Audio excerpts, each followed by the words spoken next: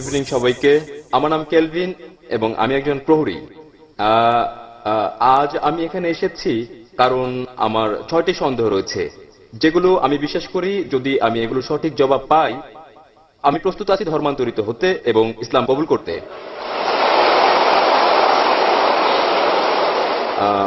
আমার প্রথম প্রশ্ন দিয়ে শুরু করি, তা হচ্ছে আমি কিভাবে জানবো ইসলাম হচ্ছে সঠিক পথ ইবাদতের? এবং আমি এই প্রশ্নের পর আমি দ্বিতীয় প্রশ্ন করব, যা হচ্ছে এরকম, আমি কিভাবে জানবো যে বাণী প্রচার করছি তা ঈশ্বরের কাছে যাচ্ছে? ওকে। আমার তৃতীয় প্রশ্ন হচ্ছে, যখন থেকে আমি ডাক্তার জাকির নায়েকের কথা শুনছি, আপনি আগেই বলেছেন এবং আপনি প্রচার করেছেন, কোনো পথ নেই জান্নাতে যাওয়ার মুসাকে দেয়া নির্দেশনা কঠোরভাবে মেনে চলা ছাড়া। বর্তমান বিশ্বে মিডিয়ার সঙ্গে চ্যালেঞ্জ রয়েছে, আমাদের জীবনে যা আসে তা সবটাই আপনি জানেন। বর্তমান দিনে কিভাবে আমরা এই নিয়ম মেনে চলি এবং ঈশ্বর কি আপনাকে ক্ষমা করবেন যদি আপনি বারংবার ভুল করেন ও ক্ষমা চান? ভাই দুভাগে প্রশ্ন করতে চান, তিনটি 6টি প্রশ্ন করতে চান। প্রথম 3টি প্রশ্ন ভাই করে ফেলেছেন, কেমন করে আমি জানবো যে ইসলামে ইবাদত করা সঠিক? এটা বোঝা যেতে পারে ইসলামে কিভাবে আমরা ইবাদত করি সেটা কি ঠিক, অথবা এটা বোঝাতে পারেন যে ইসলাম কি সঠিক ধর্ম। আপনি কি বোঝাতে চান? আপনি জানতে চান কোনটা ইবাদতের ধারণা সম্পর্কে, সেটা কি ঠিক নাকি? ইসলাম কি ইবাদতের জন্য সঠিক ধর্ম? ভাই প্রথমে যে প্রশ্ন করেছেন তিনি জানতে চান কিভাবে তিনি জানবেন যে ইসলাম সঠিক ধর্ম আমাদের অনুসরণের জন্য, এবং দ্বিতীয় অংশ একই রকম, আমরা কিভাবে জানবো যে ইসলাম একমাত্র সত্যি। Yes sir.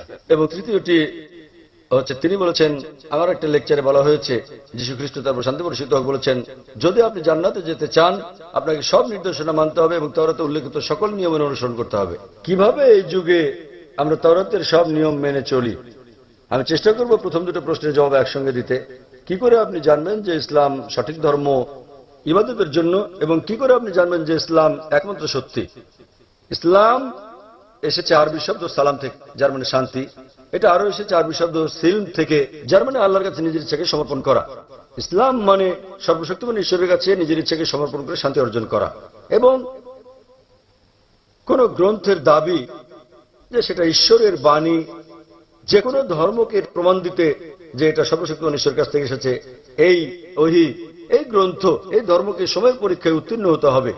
অতীতে সেটা ছিল অলৌকিকতার যুগ এবং মহিমান্বিতকরণ হচ্ছে অলৌকিকের অলৌকিক।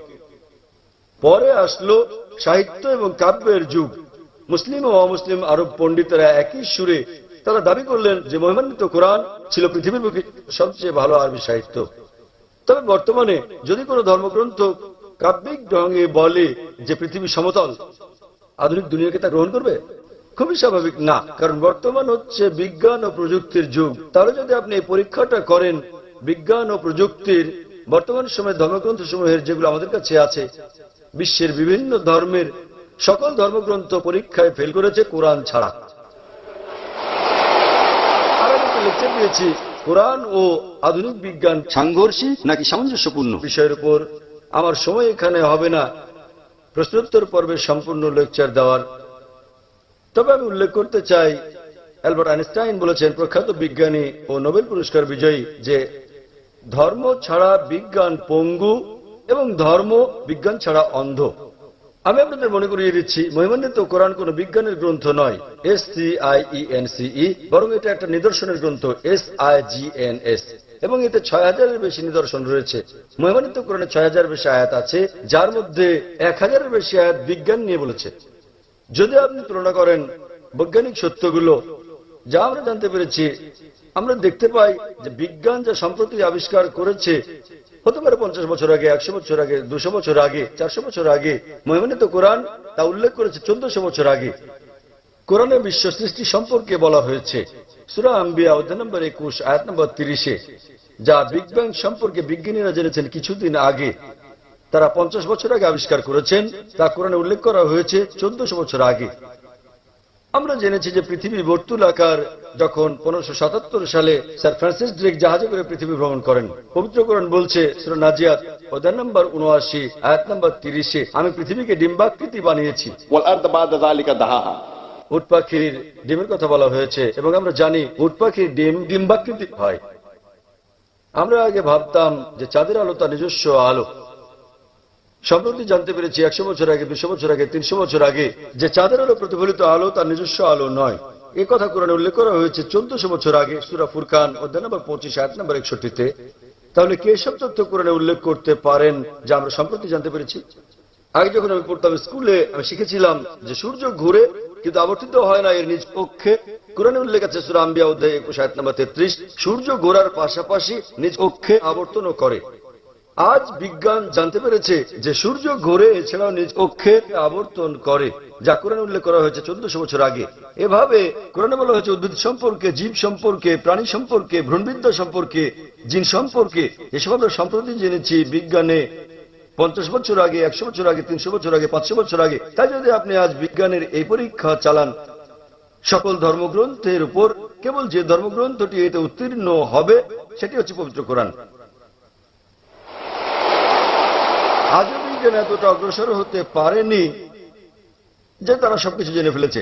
তাই আমি লোকজনকে বলি, যদি আপনারা কোরআনকে বিশ্লেষণ করেন, আমরা জানতে পারি প্রায় 80% যা কোরআন বিজ্ঞান সম্পর্কে বলা হয়েছে, আজ বিজ্ঞান নিশ্চিত করেছে যে এটা পুরোপুরি সঠিক।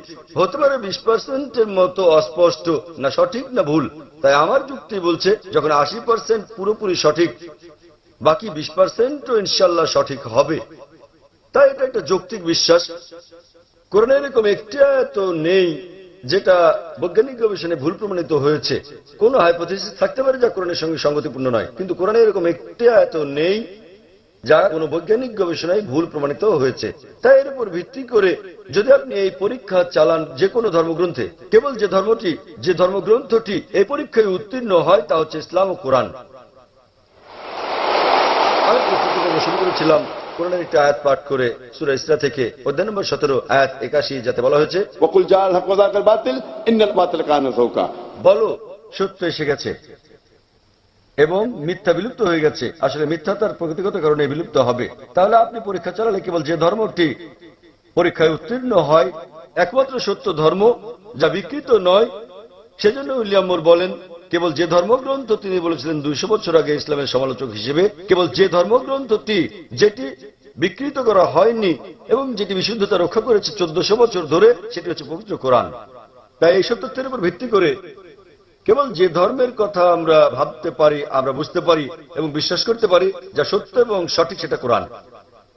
আপনার তৃতীয় প্রশ্ন নিয়ে বলি যে আমি আমার লেকচারে বলেছি যীশু খ্রিস্ট তারপর শান্তি প্রতিষ্ঠাতা বলেছেন যে আপনাদের ওল্ড টেস্টামেন্টের হিতোপদেশ অনুসরণ করতে হবে। আমি বাইবেলের উদ্ধৃতি দিয়েছি গসপেল অফ ম্যাথিউ অধ্যায় নম্বর 5 অনুচ্ছেদ নম্বর 17 থেকে 20, যেখানে যীশু খ্রিস্ট তারপর শান্তি প্রতিষ্ঠাতা বলেছেন যে যতক্ষণ পর্যন্ত তোমার ন্যায়পরায়ণতা ধর্মগুরু ও ফরিসীদের ন্যায়পরায়ণতাকে অতিক্রম না করে, কোনোভাবে কোনো উপায়ে তুমি স্বর্গরাজ্যে যেতে পারবে না। তাই আপনাকে ভালো খ্রিস্টান হতে হলে যীশু খ্রিস্টের তার উপর শান্তি প্রতিষ্ঠাতা হোক সময়, যদি আপনি স্বর্গে যেতে চান, আপনাকে ওল্ড টেস্টামেন্টের সব হিতোপদেশগুলো মেনে চলতে হবে। আপনি পারবেন না বিন্দু বিসর্গ হেরফের করতে। যদি তা করেন তাহলে আপনাকে স্বর্গরাজ্যে ডাকা হবে না। তাহলে বাইবেলের এই অনুচ্ছেদের উপর ভিত্তি করে গসপেল অফ ম্যাথিউ অধ্যায় নম্বর 5 অনুচ্ছেদ 17 থেকে 20 আপনাকে মানতে হবে প্রতিটি আইন ওল্ড টেস্টামেন্টের। এবং আপনার প্রশ্নটা ছিল খুবই ভালো এবং অত্যন্ত যৌক্তিক। কিভাবে আমরা এই যুগে মানব ওল্ড টেস্টামেন্টের সবকিছু, যা খুবই কঠিন। আমি একমত আপনার সঙ্গে। সে কারণে যীশু খ্রিস্ট তারপর শান্তি প্রতিষ্ঠাতা আরো বলেন গসপেল অফ জন অধ্যায় নম্বর 16 অনুচ্ছেদ 12 থেকে 14, তিনি বলেন, তোমাদেরকে আমার অনেক কথা বলার আছে, কিন্তু এখন তোমরা তা সহ্য করতে পারবে না। যখন সত্যের আত্মা আসবেন, তিনি তোমাদের সত্যের দিকে নিয়ে যাবেন। তিনি নিজে থেকে কিছু বলবেন না, তিনি যা শুনবেন তাই বলবেন। তিনি আমাকে গৌরবান্বিত করবেন। এখানে যীশু খ্রিস্ট তারপর শান্তি বর্ষিত হোক ভবিষ্যৎবাণী করেছেন সর্বশেষ ও চূড়ান্ত পয়গম্বর, সর্বশেষ ও চূড়ান্ত নবী মুহাম্মদ সাল্লাল্লাহু আলাইহি সাল্লামের। অর্থাৎ যখন তিনি আসবেন, তিনি তোমাদের সব সত্যের দিকে নিয়ে যাবেন। তার মানে যীশু খ্রিস্ট তারপর শান্তি বর্ষিত হোক জানতেন বাইবেলে যা বর্ণিত আছে তা সবকিছু অনুসরণ করা যাবে না। পরবর্তীকালে হতে পারে কয়েক শতাব্দী পর, সেজন্য তিনি বলেছেন যখন সত্যের আত্মা আসবেন, তিনি তোমাদের সত্যের দিকে নিয়ে যাবেন। নবী মুহাম্মদ সাল্লাল্লাহু আলাইহি সাল্লাম সম্পর্কে বলেছেন। তাই শেষ সময়ে হতে পারে অনুসরণ করা সম্ভব ছিল উল্লেখিত বিধিনিষেধগুলো ওল্ড টেস্টামেন্টের এবং নিউ টেস্টামেন্টের। কিন্তু যীশু খ্রিস্ট তার উপর শান্তি বর্ষিত হোক বলেছেন, যখন সর্বশেষ ও চূড়ান্ত নবী মোহাম্মদ সাল্লাল্লাহু সাল্লাম আসবেন তোমরা তাকে মেনে চলবে। তাই আজও একজন ভালো খ্রিস্টান হতে হলে এক ঈশ্বরে বিশ্বাস করা ছাড়াও নবী মোহাম্মদ সাল্লাল্লাহু সাল্লামকে বিশ্বাস করতে হবে। আশা করি উত্তরটা পেয়েছেন ভাই। এবারে আপনার অপর প্রশ্ন। অপর প্রশ্নটি আসছে খ্রিস্টান পটভূমিতে একটি খ্রিস্টান পরিবার থেকে। কিভাবে আমি আমার পরিবারের সঙ্গে মিশবো যদি আমি ইসলামে দীক্ষিত হই, এবং দুটি ভিন্ন বিশ্বাস নিয়ে একই কম্পাউন্ডে কিভাবে থাকবো? ভাই, আপনি প্রশ্ন করলেন যে যদি আমি ইসলাম কবুল করি তাহলে কিভাবে আমার পরিবারের সঙ্গে মিশবো দুটো ভিন্ন বিশ্বাস নিয়ে। ভাই, আপনি জানেন কিছুটা ওল্ড টেস্টামেন্টের মতো, কিছুটা নিউ টেস্টামেন্টের মতো। তথাপিও আপনি একজন খ্রিস্টান, আপনি ওল্ড টেস্টামেন্টের নিয়ম পালন করতে পারেন নিউ টেস্টামেন্ট আসার পরেও। ওল্ড টেস্টামেন্ট ও নিউ টেস্টামেন্টের মতো কিছু থাকলে লাস্ট টেস্টামেন্টও আছে। মহিমান্বিত কোরআন সর্বশক্তিমান ঈশ্বরের লাস্ট টেস্টামেন্ট, এবং এই মহিমান্বিত কোরআনে একজন নবীও বাদ যাননি যাদের নাম বাইবেলে উল্লেখ আছে। ইসলামে আমাদের সকল নবীকে বিশ্বাস করতে হয় যারা আগে এসেছেন, এবং তাদের সংখ্যা 25 জনের কম হবে না যাদের নাম কোরআনে উল্লেখ আছে, এবং তাদের সকলের নবী মুহাম্মদ সাল্লাল্লাহু আলাইহি ওয়াসাল্লাম ব্যতীত এবং তাদের দুজন ব্যতীত তাদের কথা বাইবেলে উল্লেখ আছে। তাই আমাদের সম্মান দেখাতে হবে সর্বশক্তিমান ঈশ্বরের সকল নবীকে, এবং আমাদের প্রিয় নবী মুহাম্মদ সাল্লাল্লাহু আলাইহি ওয়াসাল্লাম বলেছেন সর্বশক্তিমান আল্লাহ পৃথিবীতে 1,24,000 পয়গম্বর পাঠিয়েছেন। তাই যদি আপনি মুসলিম হন, আপনার কোন নবীকে অসম্মান করতে হবে না যাদের নাম বাইবেলে উল্লেখ করা হয়েছে। প্রকৃতপক্ষে তাদেরকে আপনার বলতে হবে যীশু খ্রিস্ট তার উপর শান্তি বর্ষিত হোক যা বলেছেন আমি তা পুরোপুরি মেনে চলছি। অন্য খ্রিস্টানরা কি করে তারা অনুসরণ করছে, হতে পারে 80%, হতে পারে 90, হতে পারে 50%। তাদেরকে আপনার বলা উচিত গসপেল অফ জনের 16 নম্বর অধ্যায়ের 12 থেকে 14 অনুচ্ছেদে যা বলা হয়েছে, তোমাদেরকে আমার অনেক কিছু বলার আছে, কিন্তু এখন তোমরা তা সহ্য করতে পারবে না। যখন সত্যের আত্মা আসবেন তিনি তোমাদের সব সত্যের দিকে নিয়ে যাবেন। তাহলে আমি যীশু খ্রিস্টকে তার উপর শান্তি বর্ষিত হোক অনুসরণ করছি তথাকথিত অন্যান্য খ্রিস্টানদের চেয়ে। তাই যদি আপনি মুসলিম হন, আপনি খ্রিস্টানদের চেয়ে ভালো খ্রিস্টান হয়ে যাবেন। আশা করি প্রশ্নের উত্তর পেয়েছেন। হ্যাঁ। আপনার পঞ্চম প্রশ্নটি কি? আমার সব প্রশ্ন শেষ হয়ে গেছে। না, সব প্রশ্নের উত্তর আপনি পেয়ে গেছেন? হ্যাঁ, পেয়েছি। তাহলে ধন্যবাদ। ইসলাম সম্পর্কে আপনার মনোভাব ইতিবাচক? ইসলাম ধর্মের ব্যাপারে আমার মনোভাব ইতিবাচক এবং আমি ইসলাম গ্রহণে প্রস্তুত। আপনি কি বিশ্বাস করেন ঈশ্বর একজন? দুঃখিত, বুঝতে আপনি পারিনি। কি বিশ্বাস করেন ঈশ্বর একজন? আমি বিশ্বাস করি ঈশ্বর একজন। আপনি কি বিশ্বাস করেন যীশু খ্রিস্ট তারপর শান্তি বর্ষিত হোক ঈশ্বর? আমি বিশ্বাস করি যীশু খ্রিস্ট পয়গম্বর ছিলেন। মাশাআল্লাহ। আপনি কি বিশ্বাস করেন নবী মুহাম্মদ সাল্লাল্লাহু আলাইহি ওয়াসাল্লাম সর্বশেষ ও চূড়ান্ত পয়গম্বর? আমি বিশ্বাস করি মহানবী মুহাম্মদ শেষ এবং চূড়ান্ত পয়গম্বর ছিলেন। মাশাআল্লাহ। ভাই, কেউ কি আপনাকে ইসলাম গ্রহণ করতে বাধ্য করছে? আমি গ্রহণ করতে প্রস্তুত। কেউ কি আপনাকে ইসলাম গ্রহণে বাধ্য করেছে? না, আমাকে কেউ বাধ্য করছে না, এটা আমার সিদ্ধান্ত। আমি নিজে সিদ্ধান্ত তার নিচ্ছি। মানে আপনি নিজের ইচ্ছায় ইসলাম ধর্ম গ্রহণ করছেন? একেবারে আমার অন্তর থেকে। কারণ কাউকে জোর করে ইসলামে দীক্ষিত করা আমাদের ধর্মে নিষিদ্ধ, এমনকি বিশ্বের বেশিরভাগ দেশের আইনও এটা নিষিদ্ধ। তাহলে আপনি স্বেচ্ছায় কবুল করছেন ইসলাম ইনশাল্লাহ? আমি সম্পূর্ণ স্বেচ্ছায় ইসলাম গ্রহণ করছি। আমি আরবিতে বলবো এবং ইনশাল্লাহ শুনে শুনে আপনি বলবেন।